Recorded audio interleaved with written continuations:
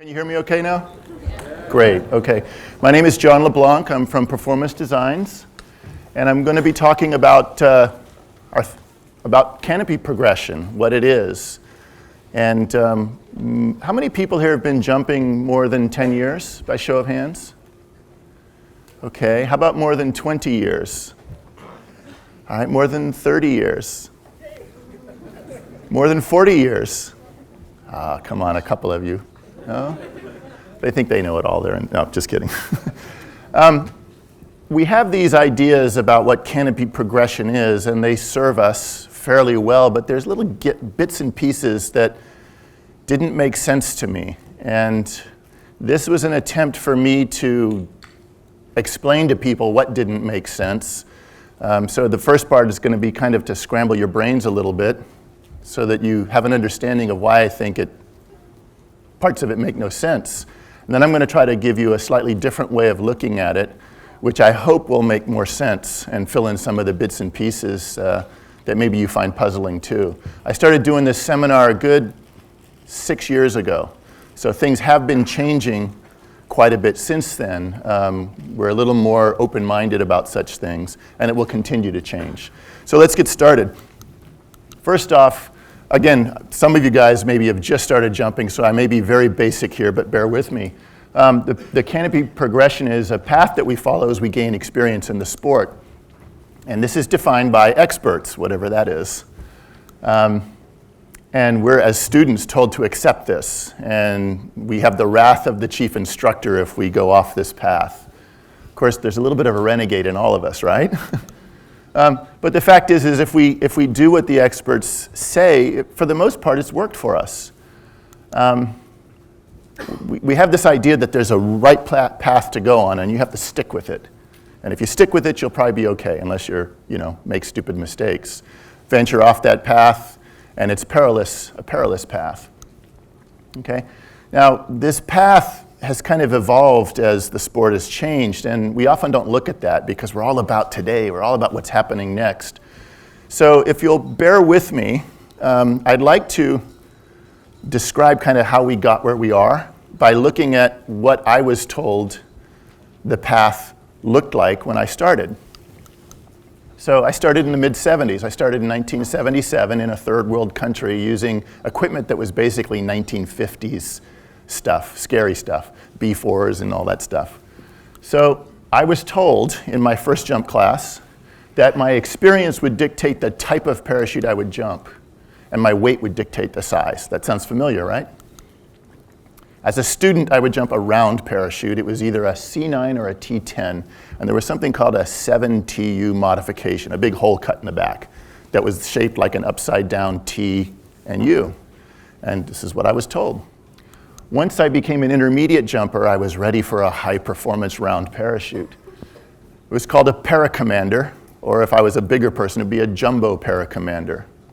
And then, if I survived all that, and I was really an advanced skydiver, I would jump this thing called a ram air parachute, which had cells, and it was like a flying air mattress, and it was like space age to me, but you had to have lots of experience. And they had basically two different types in two different sizes. They had the Paraflight Stratostar and Stratocloud, and they had the North American 252 parafoil and a minifoil, 5 or 7 cells. And I was told this is all the parachutes available to you through your entire skydiving career.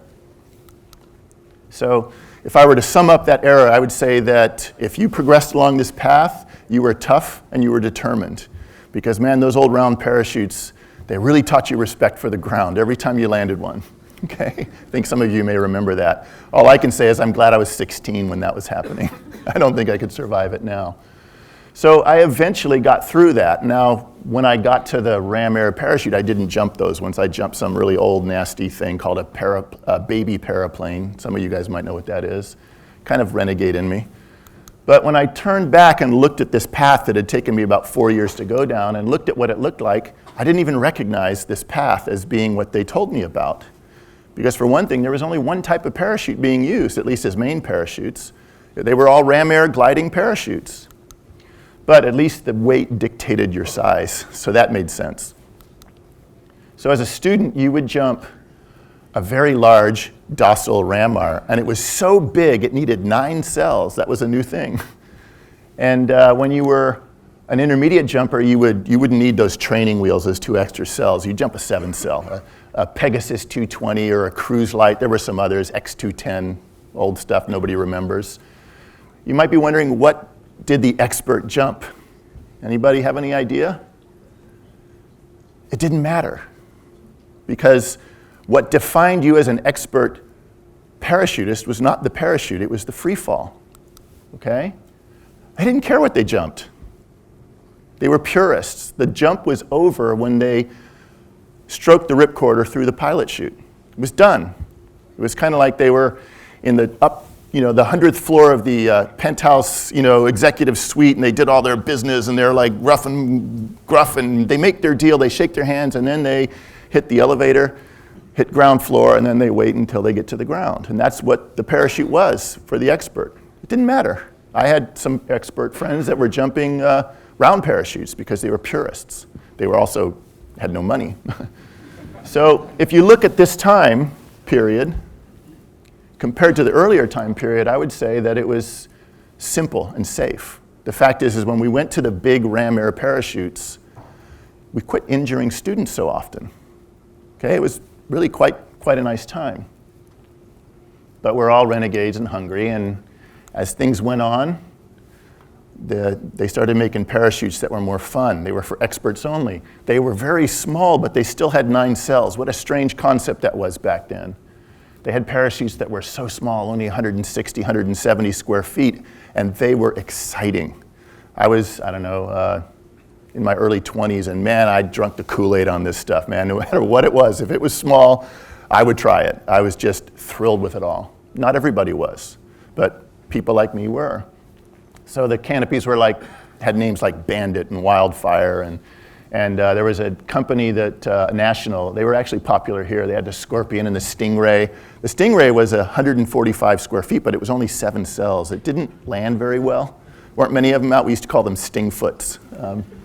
And then Performance Designs, I was out of school. I was so addicted to the parachute thing, I started building parachutes with a college friend of mine because nobody told us we couldn't. And we developed the PD 190 and 170 and all that stuff, and people really liked them, and we were in business. So if you were to sum that up, it was still kind of like start safe and then finish fast and cool. It was suddenly like, hey, do you got a smaller one? And it worked good for some people, but not so good for everybody. Okay, and then as we move into the 90s, things like new suspension line were developed. We developed the Spectra, the microline suspension lines, and the Kevlar kind of went away, but other stuff came. New fabric, zero porosity, and what that did was it didn't make the canopies magically fly better, but it made the parachute not wear out. So we could put more aerodynamic effort into making it fly the way we want without fear of what it was going to do when the fabric got all porous and like cheesecloth, because that was a problem with the older parachutes. Also, we had enhanced aerodynamics, the elliptical planform, whatever you want to call it, and also different airfoils that were more efficient at producing powerful lift in the flare. So this stuff was pretty neat. We thought it was making safer, more capable parachutes. It created a belief that was out there in the field. They wanted to simplify things. And the thought was that performance is created by some basic, fundamental, almost generic choice that you made in your parachute.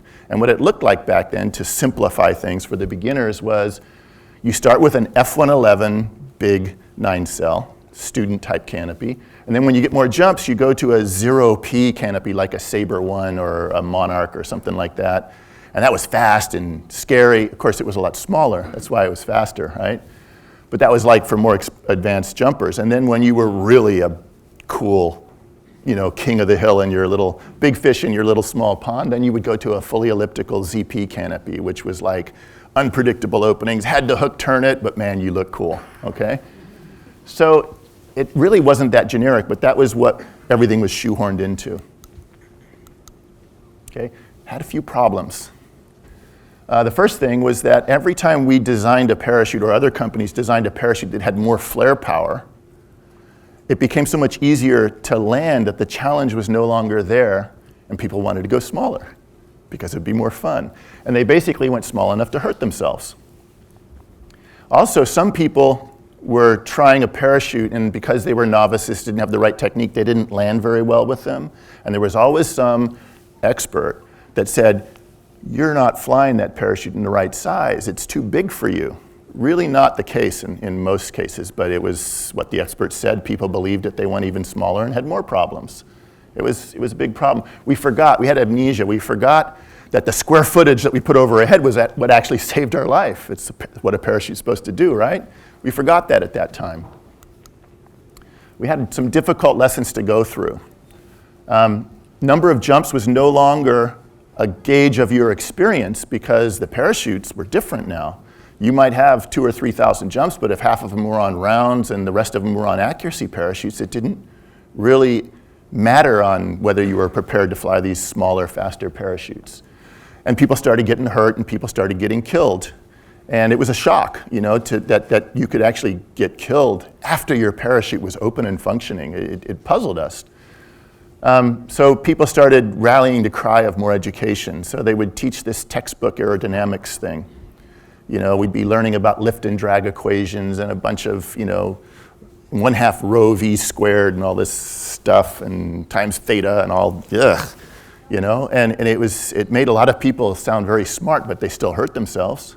So we realized that this textbook knowledge wasn't the solution. To put it a different way, there are a lot of people that are so smart they can design airplanes, and they can actually design the software nowadays to create the simulator that teaches the pilot how to fly it. But when it is time for their pride and joy to actually take its first flight, the engineer doesn't get in the airplane, they put a pilot in it. He has a different understanding of aerodynamics. It's a more visceral, gut instinct kind of feel, but it's different than the textbook aerodynamics thing. So they thought, well, let's ask the instructors. But in many cases, the instructors were just trying to subsidize their skydiving in a club. They were still jumping the boxy old 1970s big 7 cells. They didn't have the answer to flying these parachutes, but they were expected to. They were God. So it was a tough time. So then they said, well, let's listen to little Johnny, Allen here, who's young and feels he's indestructible, and he's doing pretty good with these little parachutes. And they say, well, how do we fly these things? And you go, I don't know, I just hook it, dude. That didn't help either.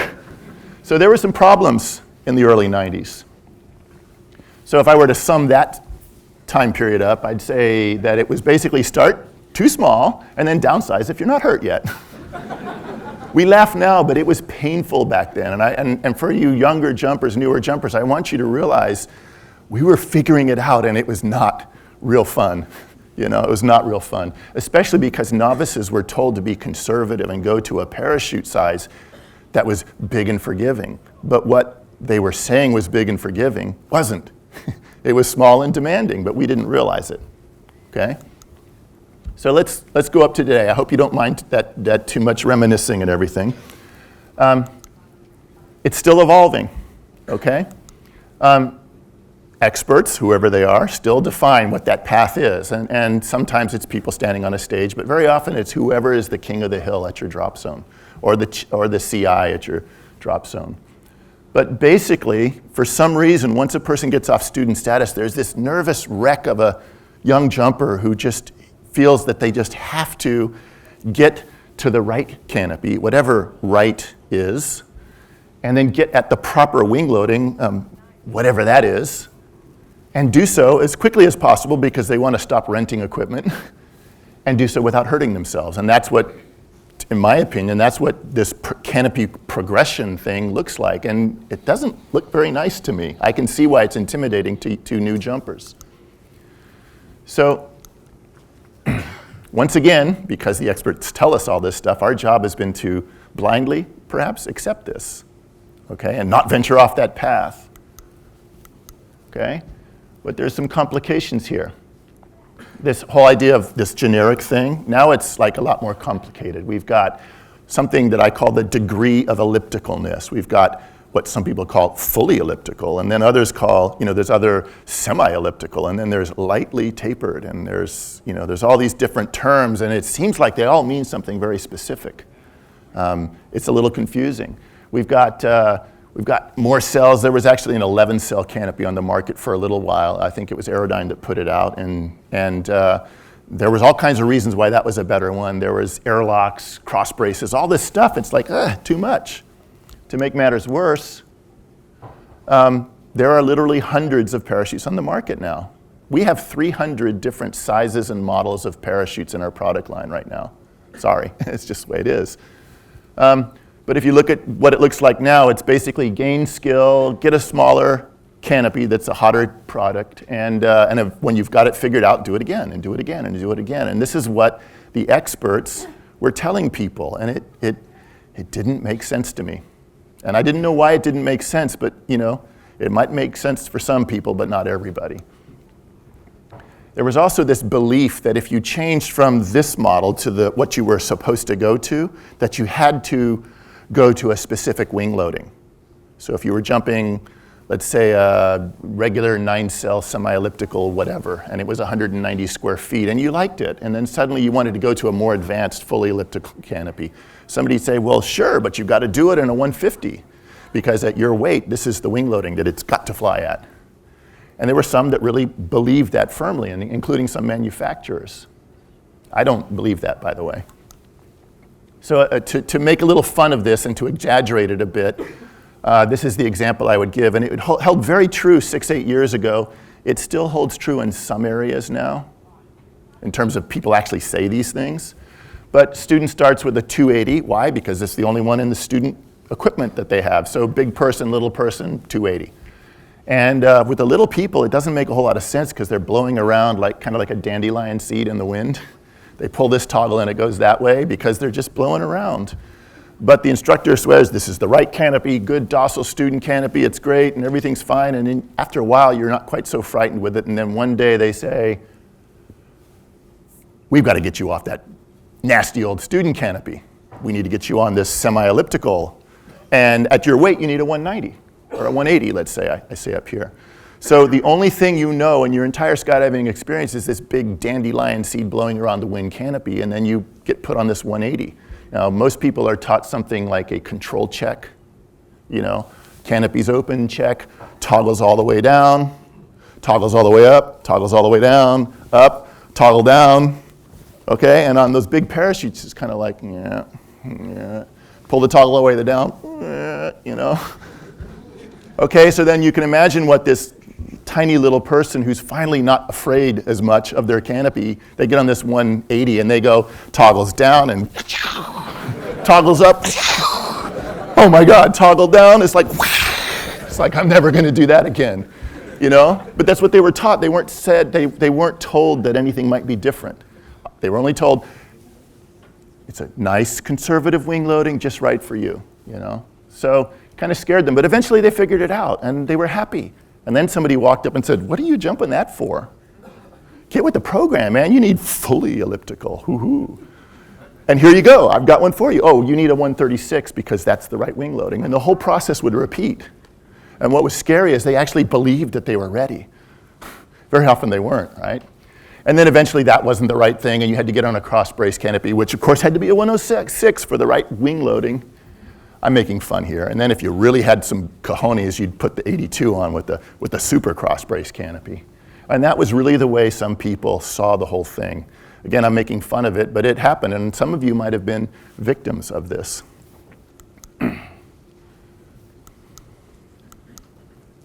So again, to rephrase, the thought is get through student training nowadays, and then stop looking like a student. And go faster, dive steeper. That was something that was really like you gotta have more fast speed dive and all that, and swoop faster and farther. Of course, you had to have more experience, which you'd get on this progression that they forced you into. So after a while, I started saying, there's something wrong here. It's not everybody's cup of tea. What is this? It was complicated. There were literally thousands of canopy models and makes and sizes, and I can't even keep them all track of them, and I should, I should be able to because it's my business too. You get a lot of conflicting advice. Some people would say flare farther, and some would say flare higher. Some would say wait until you're scared and then flare. What if you're not scared? What if you're so scared all the time you don't notice that you're scared? But to me, the big problem was, what's the goal here? Why do we do this? So what I did was, I wondered if it was the same for everybody or if it wasn't. And I didn't believe it was, but I wasn't quite sure. You know, should we make it the same goal for everybody? So I thought I got to get clarity, and then if I can, I'd like to simplify this. So I questioned this goal, and the way I did it was I just asked a lot of people, so why do you skydive? They come to me and they say, I want to try a stiletto because this and this and this, and I think it's fully elliptical and 0P and all this, and I'd say, well, why do you jump? And then they'd give me an answer. And I did this with hundreds of people over quite a few years, and I got all kinds of answers. It seemed like everybody had their own reason. But eventually I realized that the answers kind of fell into two basic categories, okay? The two reasons that people jump is, number one, people love free fall, okay? And the other reason is they like flying their parachute. Not a surprise, okay? It's pretty easy to see that now. Now, most people have a little bit of both. I like both free fall and the canopy ride, but most people have one side that's a bit more dominant than the other, all right? So let's look at this passion for canopy flight, because that drove a lot of canopy development. You know, the product line we have is partly in response to what people asked us for to develop, but it was also just that I wanted to explore this stuff and find out new ways to make parachutes do new things, and part of that was learning how to fly them, and part was learning how to develop them. So if you look at the person who's at the extreme of, you know, free fall is what happens when your pilot chute gets stuck. You know, all they want to do is canopy flight. This is the kind of thing you'd hear. Number one, they want speed, lots of it. They want fast flying at full glide, and they want the canopy to dive real hard when they make a turn, and they want the canopy to stay in that dive to build lots of speed in that turn. And then when you stop the turn, they want it to take a long time to start pulling out, and sometimes they want it to never pull out until you flare, basically. They want long swoops, powerful flare. They want to retain that speed. But they also want a range of speed possible in the canopy, because they want to look cool when they land. They want to stand on their little tippy toes, except for the competition canopy pilot guys. They think it's cool to land on their bums. But so you need great slowing down power at the end of your landing so you can look cool and land on your toes at the very end of this big long swoop. So that's the passion for canopy flight. Other stuff they didn't care about. They'd like to have, but it's not if it messes up those other things. So the glide ratio, how far the canopy goes forward compared to down. At full glide, these canopies that do those things go, they're like a lawn dart. Sometimes they are very picky on packing. They might be bulky. Landing in a tight area can be a certain challenge with these little fast parachutes. And those things are pretty important for most people, but to the person on the extreme, they'll deal with it to have that feeling of speed, okay? They would say things like, I love the speed and the power and the flare and all this stuff that makes it difficult. They want to take on the challenges of learning how to get that under control and to master it. It's what they skydive for. They love the thrill of meeting these challenges. So if you look at that in a minor, skinny, narrow, blinders-on way of what canopy progression is, for several years, recent years, that's pretty much what people said your canopy progression was supposed to be like, regardless of who you are, whether you like canopy free fall or free fall, how old you are, how klutzy you are, you know, none of that stuff mattered, because this is the way. If you didn't go all the way to the end, you just needed more jumps or a bit more nerve, okay? So if you look at that extreme, this is the way in our product line you would do that progression. You'd start with the student canopy, the navigator. You know, it's because that's what your instructor gives you. When you got off of the navigator, you would be flying a Sabre 2, 0P, lightly elliptical, and you know, a little more aggressive, but you get it in the right size and it all works. As you get more advanced, you might downsize a bit to a smaller Sabre 2, or maybe even to a Katana, a little conservatively sized Katana. And for those that don't know, the Katana is a more fully elliptical and steeper canopy that otherwise is pretty similar to the Sabre 2, other than, again, more aggressive. And if you became even more advanced, you'd get onto a smaller katana, or you'd get onto this velocity thing, which is this cross brace, woo, and all that stuff. The biggest size was a 120 and all that. So that's what it looked like. Other companies, of course, have their own product lines, but you can insert your favorite product line in there and see kind of the same thing. So my thought was, is there anything missing or maybe wrong with this picture? You know, unless, of course, you like a different brand or whatever. Well, there's a couple things. Number one is, what's the goal of this? And what about the other canopies that we make? We do make other canopies, and they're not on this list.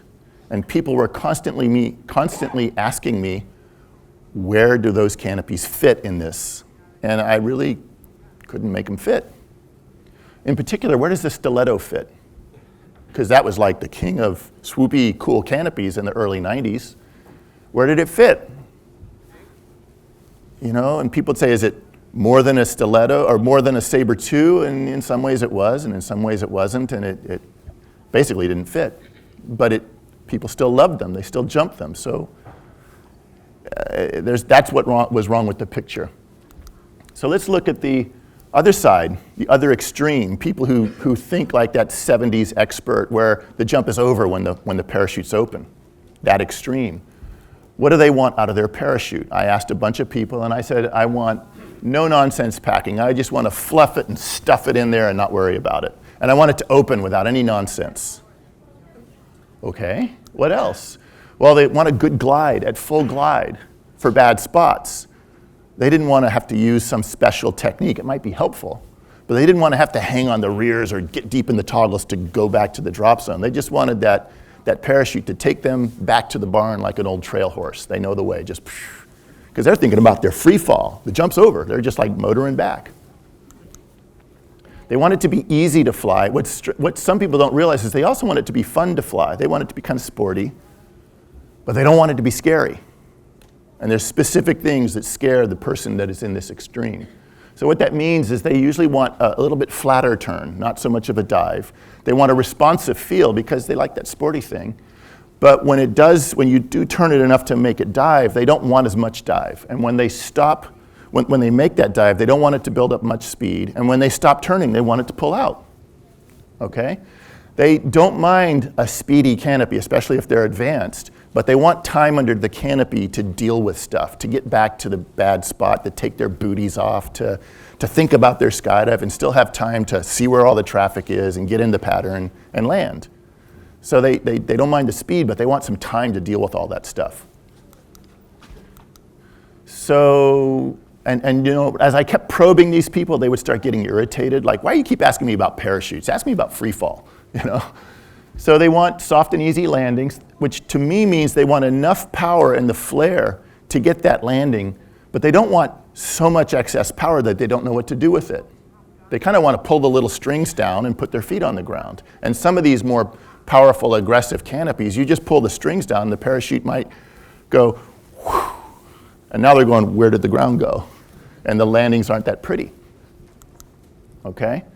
And they got really frustrated, and they say, why do you keep asking me about this? I don't even want to have to think about canopy flight unless I have to. Okay, again, this is an extreme on the other side. Because I like free fall, the canopy's just a tool. So this is the kind of leap that I'm asking you to make. You've seen the problems we have here, and I'm trying to express them in perhaps a little bit of an exaggerated way, and it was like this in some areas, particularly a few years back. Let's suppose there's two paths of canopy progression. One that is oriented towards more high-performance landings because that's your thing, or you think it might be your thing. So the progression would be to go to a gradually faster, steeper, and more powerful canopies. And more dive and more swoop is the ultimate goal. You don't have to go all the way there, but that's kind of the direction you like. And then a second path, I call it a practical approach for the free fall skydiver. They want easy openings. They want it to be fun but practical. Getting back to the drop zone, pretty important to these guys without having to do anything, you know, tough on the controls. They just wanted to take them back there. And they want easy landings. So they obviously have the same starting place. A student is a student. Student gear is student gear. But they focus on different outcomes. So if this is the canopy, let's see if this makes sense first before I go on. A fun canopy ride is great, but only if For these guys, the canopy opens when they want it to with a minimum of a fuss. It gets them back to the drop zone easy without having to hang on the rear risers or toggles, and it lands me well. Now the canopy guy is going to say, I can land it well because I've mastered it. These guys don't talk like that. They say, it lands me well, okay? And it doesn't scare them. Very important. So we've got the I Love Canopy Flight path, and this is just to review that. Those are the brands within our product line to do that. And again, you can substitute your own type of canopy if you like. And the jump for free fall guys in our product line would be this. They'd start with a Navigator student canopy. They'd go to either a Spectre or a Silhouette, and then maybe to a larger Stiletto when they get more advanced, and then maybe a smaller Stiletto when they get more advanced. So some of those names maybe are familiar and some of them aren't. Come on, let's go. So let's look at some of those choices. I'm not trying to sell parachutes, but I'm trying to sell an idea here, just so that you know if you have other brands, you know, that's cool, it's okay with me. Let's look at the Silhouette. You don't hear much about that parachute. But when I look at all the products we sell and I look at who is happy and who is unhappy with the parachute, sometimes people make a mistake and they choose the wrong parachute for their personal likes. The Silhouette is the canopy that I would say within our product line has the most frequently satisfied customers. I never hear anybody complain about that parachute. I just don't. People who have them don't say much about them, but they love them. It has a reputation for great openings. In their eyes, it's just easy openings. Throw the pilot chute, it goes, boom, open. It is fun to fly. People who are learning about canopies to become canopy pilots, they always hesitate getting on one of these things, but when they do, they go, hey, this thing's kind of, you know, it's kind of responsive, it's kind of fun. It's because we wanted it to be responsive in a larger, more forgiving size so that it was fun. So they were surprised. It's easy to pack because it's not all 0P. It's a 0P top skin, and the rest of the fabric is good old-fashioned, quote, F111. Disadvantages from a marketing perspective for us is that it's not new and it's not well known. Okay, and the people who have them don't say much about them. They love them, but they like free fall. Let's look at the Spectre. Reputation for great openings, but it does have a long snivel. That's because it was designed in the days of, what do they call it, sky surfing, where people were having problems with too fast an opening, so they started jumping stilettos, and they started having a problem with not being able to kick out of line twists. So we made the Spectre, which was in development, snivel for a long time so that it would be better for those guys. Of course, that fad has come and gone, kind of, but there's a perception of low performance with it. It's not really there. It's just that the control range is really long. When you want it to turn fast, it will do so, but it takes a lot more toggle than, say, a stiletto. It's not new. It's been around for a while, since '94. It is well known.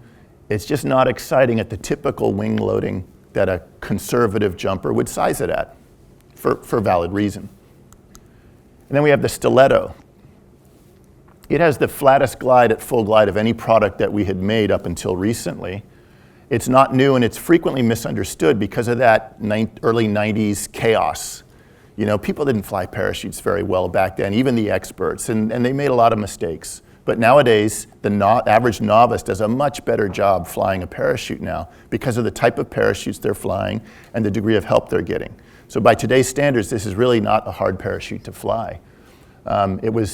Had a reputation of experts-only type canopy and a reputation for challenging openings, but by today's standards, it's actually pretty easy to deal with on openings. We had a lot of learning to do in the early 90s. There's I call a new second path choice in my mind. It's actually a few years old by now. It's called the Pulse. It's very, very flat at full glide. It's, come on, let's go.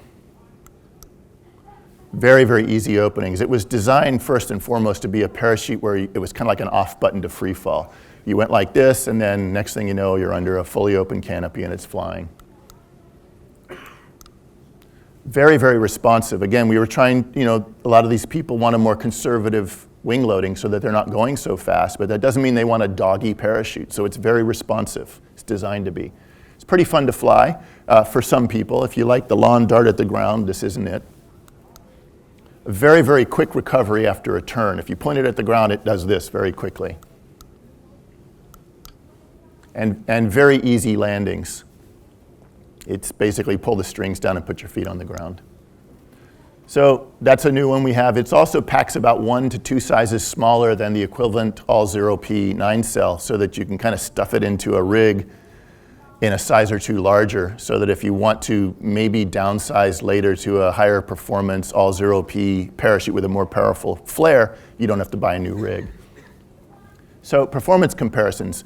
This is not the type of comparison that a single skydiver would make. Do I buy a Pulse or a Katana? Because they're such different parachutes. Okay, so this is not like a real world comparison, but this is a comparison to show you in a dramatic way the difference in the performance.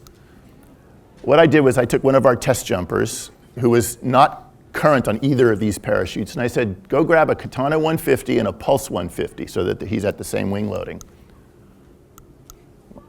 He weighed 190 pounds exit weight, which is pretty common for a Katana 150. It's pretty heavily loaded on a Pulse because of the nature of that canopy, and it's more conservative. Most people wouldn't fly one this small in that weight range.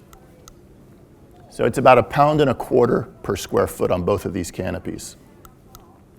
I said to make 2 flights. I was heading to the PIA symposium. I was trying to get this presentation together to explain this stuff. And I said make 2 flights on each canopy and take our data recording system and get the airspeed and the rate of descent.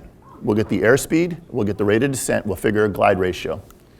So we did 2 jumps. We didn't have any more time. So it's not really that scientific. It's a rough estimate on only 2 jumps. We found some differences. Let's compare the performance with the brake set. The Pulse 150 and the Katana 150. The descent rate, a little different, huh? 14% higher. So that means if you actually opened at the same altitude, you'd hit the ground, and if you left the brake set, you'd hit the ground 14% sooner, if you even opened at the same height. And of course, since the Katana snivels quite a bit longer than the Pulse, you're actually going to be open lower if you throw the pilot chute at the same time. So considerably less time under canopy, even if you don't release the brakes. Forward speeds. What I want you to notice is look how fast those speeds are. This is down the glide path.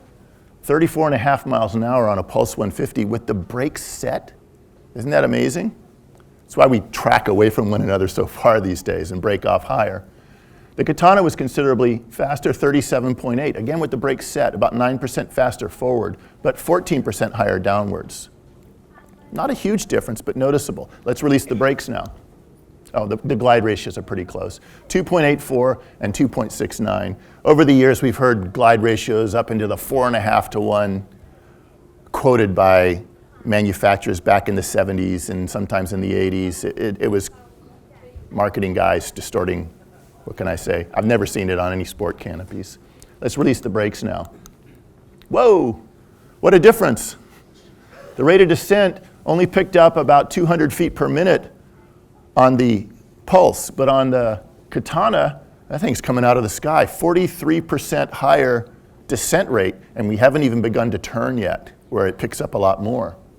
Forward speeds, nearly 50 miles an hour, and this is down the glide path speed, mind you.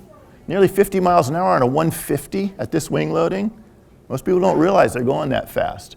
13% faster forward, but 43% faster downwards.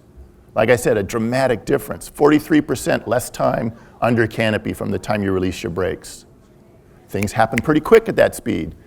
Some people love it. They like the challenge of meeting that.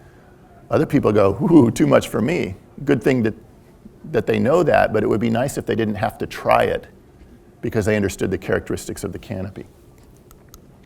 The glide ratio, look at the glide ratio, what the hell? About 2.3 to 1 on the Katana, but isn't it interesting? The glide ratio actually got better on the Pulse when you released the brakes. So completely different, a little over 3 to 1. What they used to say on the old 5 cells was the glide ratio. These are actual numbers, again, after only 2 jumps. So quite a difference in the performance. Again, a typical jumper wouldn't be comparing these 2 canopies to figure out what to buy because they're so different.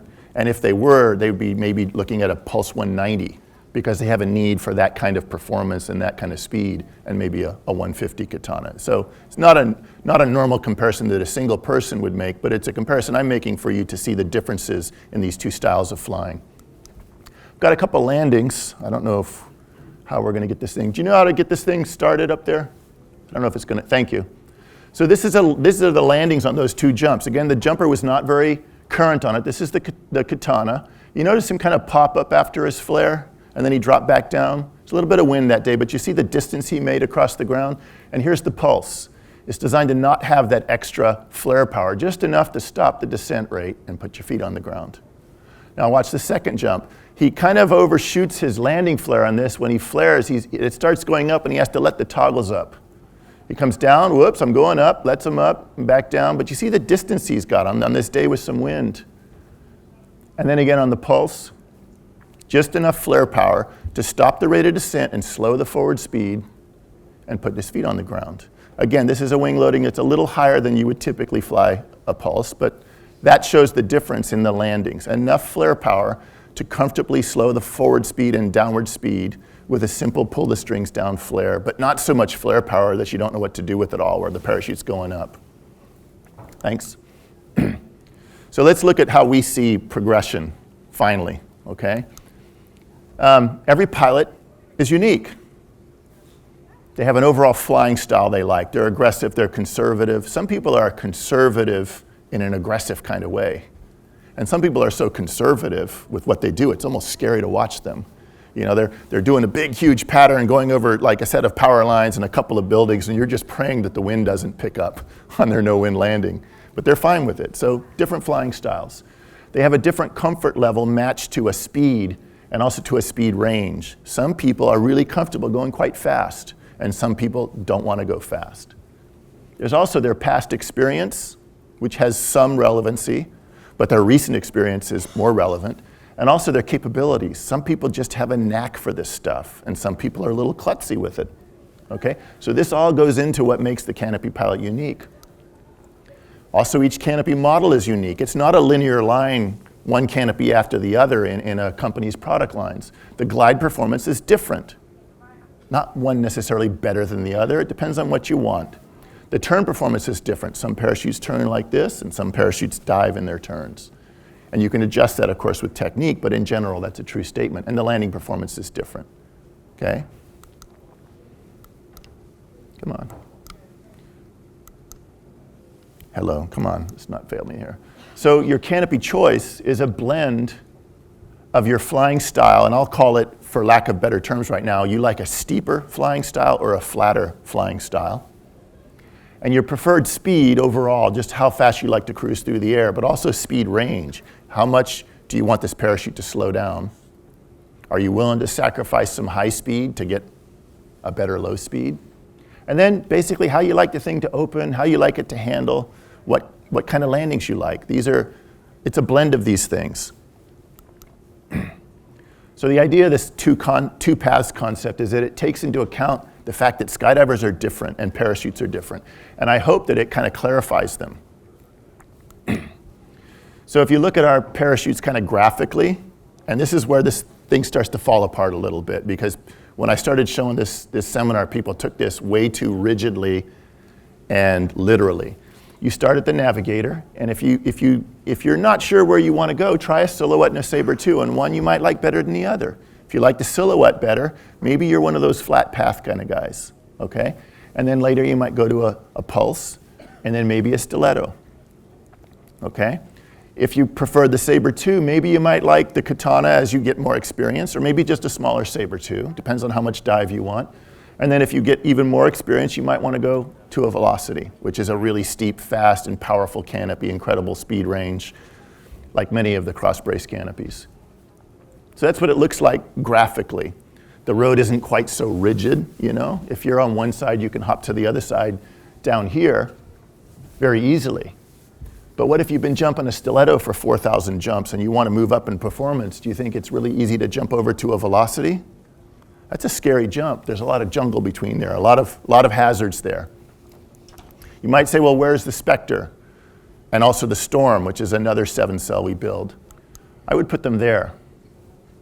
Kind of on the path, kind of off the path. The Spectre is a fairly flat gliding parachute, but not quite as flat as the Pulse, and it also doesn't have a huge amount of excess power in the flare. It has enough to get a good landing.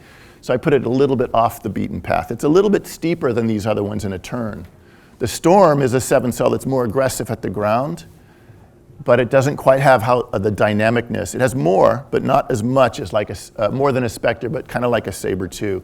So I put it kind of in the path. They're kind of a little bit closer together. Does that kind of make sense graphically, what I'm trying to show? Perhaps if you've jumped those canopies, you would get that to me.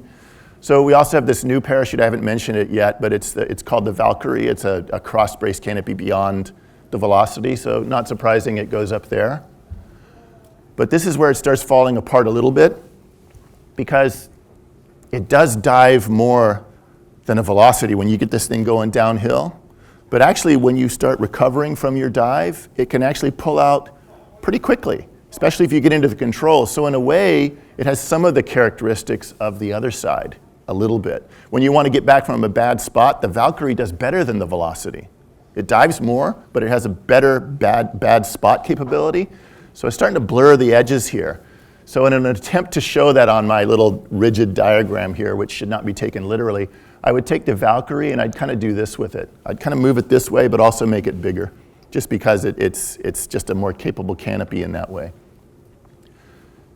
The problem again is that people get too rigid with this. You know, it's not like this rigid path with big walls on both sides. You know, it's like more like a garden path where there's a little bit of pretty stuff here and you can venture in and it's no problem. But if you go too far off the path one way or the other, you get jungle and jungle animals. Does that kind of, my analogy work there?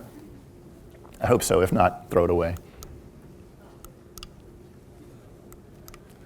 So I'm basically asking for a new paradigm, a new thought system on canopy progression. And to do that, we have to think that there's a good reason for the existence of both of these paths. It may not be your path, but it's somebody's path. So why force them down one path when they'd like to be somewhere else? So many manufacturers tend, their style, their design style tends to be towards one path or the other. Just if I may mention some brands, Parachutes de France has always been sort of a flat gliding canopy and a quick recovery arc. They've attempted to make things that have been steeper and faster. Don't know if anybody remembers the BT Pro, and it wasn't very popular. It just was really demanding to fly for what it was offering. The Icarus product line for a long time was very, very steep, particularly the Sapphire 1 and the early Crossfires, very, very steep, and also their cross-brace canopies. Changed a little bit when the VX came out, a little quicker pull-out. These are my opinions, of course. I might be biased, but I'm trying to give it as I see it.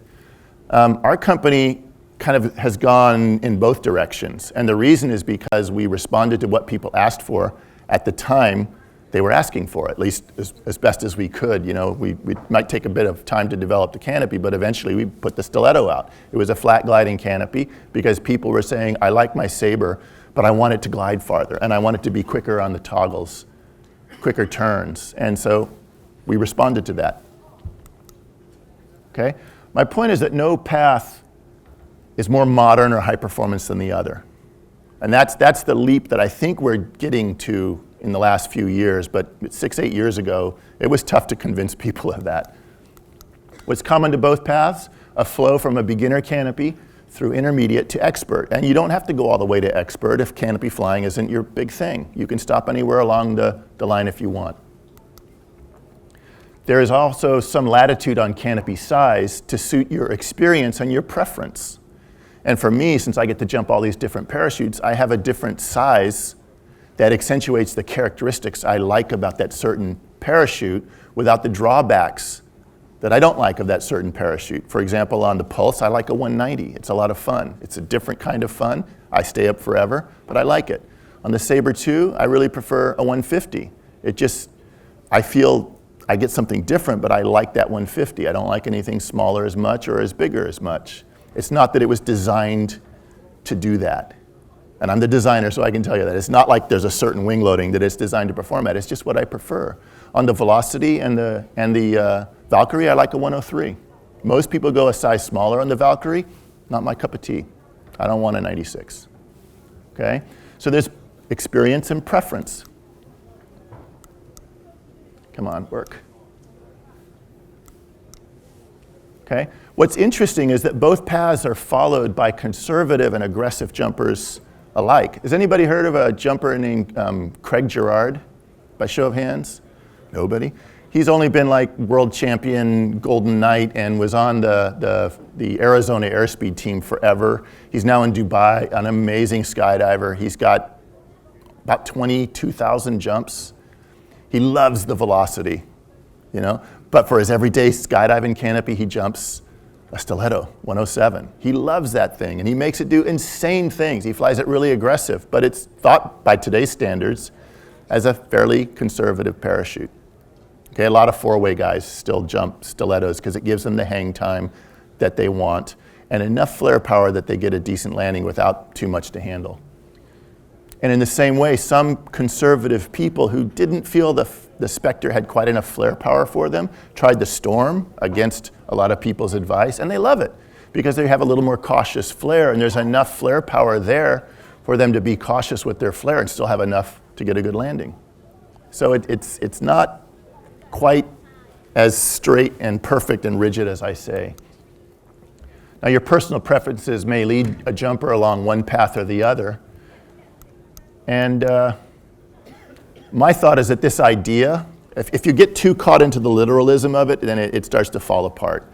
But if you kind of get the concept I'm talking about, I think it simplifies canopy progression. It kind of explains why, let's say, a Crossfire is quite a different canopy from a, let's say, a Katana. They are different. The Crossfire is a lot flatter gliding, and it has a quicker recovery arc. It's actually more like a Sabre 2 or even a Stiletto in the way it flies. And there are other similar comparisons you can make. If you're curious about the parachutes you fly, just ask me and I'll give it my best shot.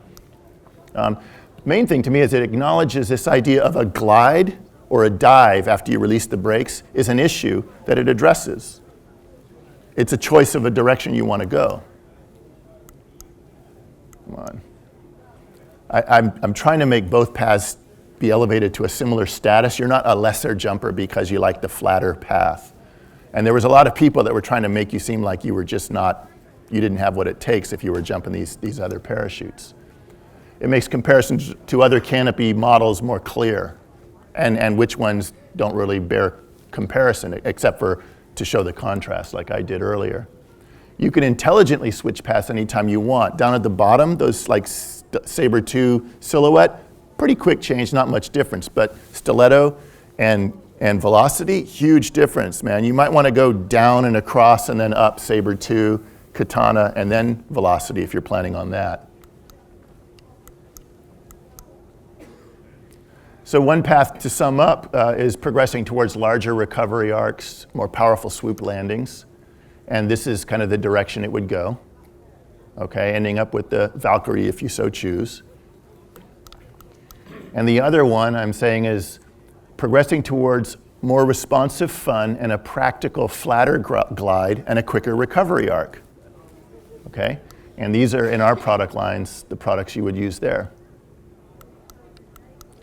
So in order to kind of adopt this idea that not everything is the same for everybody, you kind of have to abandon a somewhat common belief that those flatter canopies are like beginner's canopies, or I hate the term, but old technology. If it's old technology, why are companies still trying to outdo it? And also old man's canopies. I don't want to jump a Stiletto because my grandfather jumped one of those. It's like, oh, it's hard to hear, you know? But people say those things. Nobody thinks a pilot is their grandpa's canopy, and they're actually quite similar. And then abandon those beliefs and adopt a new belief that you want a practical tool for the current environment and for all experience levels. And if you're more into free fall, you're likely to go one way. And if you're more into the aggressive canopy flight, the other way. Okay? Now, this idea, I keep saying that it kind of falls apart a bit. I'm already seeing some things that don't quite fit perfectly on this. So I'm telling you that this is kind of an idea I'm at right now, and I'm already trying to throw it away and come up with something better. This is still a journey. The path will still evolve after we leave this seminar. I'm already seeing kind of different ways I'd like to explain it that might make more sense, but it's not quite clear enough in my head to speak intelligently about it. So keep in mind that this progression, this canopy progression in our whole sport is a journey. It's not the destination. This isn't the end-all, be-all of this. So this two-pass concept is simply a part of the continuing evolution of what we call canopy progression. So that is basically, if I push this button, thank you. Okay, is there any questions? We got a couple minutes. We got a couple of questions. Does this ring true to anybody when you look back at your progression, how some things kind of didn't make sense? What you were experiencing, what you were being told didn't match? Anybody? Cool. Well, anyway, thank you very much for sharing, for allowing me to share these ideas. I appreciate it very much. Thank you.